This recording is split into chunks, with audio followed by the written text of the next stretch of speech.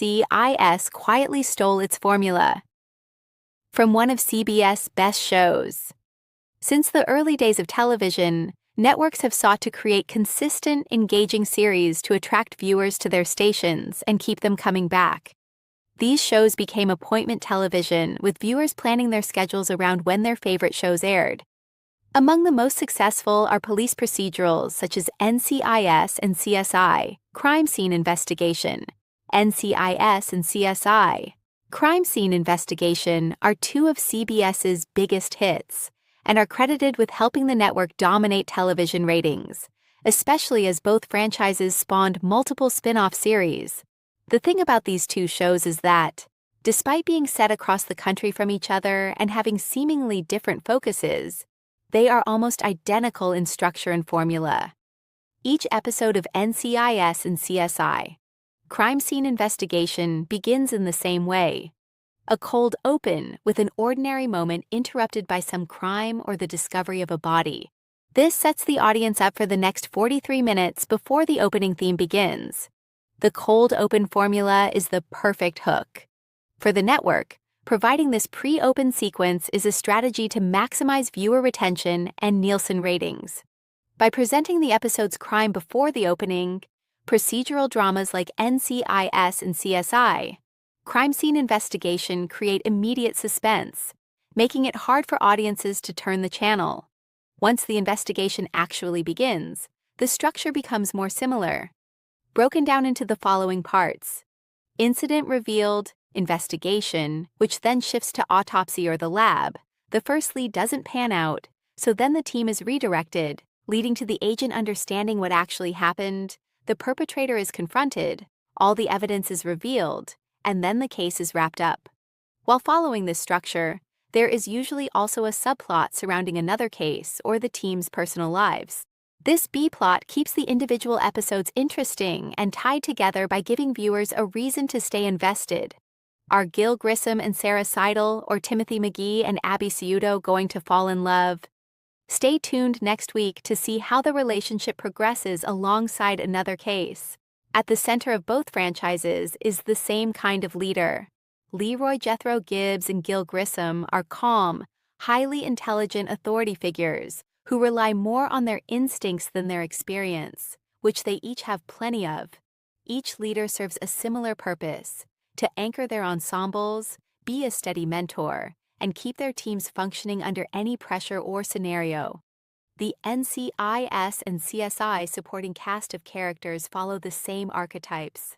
Both ensembles are younger than their leaders, eager to prove themselves and driven, with each individual bringing their own specialization to the table. Each cast also has its own quirky comedic relief character to balance the often dark subject matter they investigate. The comparisons between casts are easy to identify too. Gibbs and Grissom are equal, as are McGee and Nick Stokes, Abby and Greg Sanders in the early seasons of CSI, DiNazzo and Palmer and Greg in the later seasons, Ziva David and Sarah Seidel, Ducky and Al Robbins, Jenny in the early seasons of NCIS and Eleanor Bishop in the later seasons, and Catherine Willows, and Nick Torres and Warwick Brown. Each of these matchups shares personality and professional traits with their counterpart. Whether they are forensic scientists or awkward investigators, their personalities and differences keep the aforementioned B-plot entertaining while serving the same, almost identical, weekly narrative function. The first time DNA evidence was used to convict someone in the United States was in Florida in 1987. This event changed how people saw and used forensic science in criminal cases. Years later, both NCIS and CSI built their stories around the idea that forensic science is the heart of solving crimes. In police shows, finding just one fingerprint, fiber, blurry photo, or small DNA sample can turn an unsolvable case into a solvable one. Both NCIS and CSI often show their agents finding these small clues that usually lead to big breakthroughs in cases. The first time DNA evidence was used to convict someone in the United States was in Florida in 1987. This event changed how people saw and used forensic science in criminal cases. Years later, both NCIS and CSI built their stories around the idea that forensic science is the heart of solving crimes. In police shows, finding just one fingerprint, fiber, blurry photo, or small DNA sample can turn an unsolvable case into a solvable one. Both NCIS and CSI often show their agents finding these small clues that usually lead to big breakthroughs in cases. These scientific methods fascinated viewers, even though the shows made things seem much faster than in real life. CSI became so popular that people started using the term CSI effect. The CSI effect refers to the expectation that real criminal cases will be solved as quickly and perfectly as they are on TV. Both NCIS and CSI focus on the worst of humanity through the crimes they are investigating. Thankfully, they rarely let the darkness take over.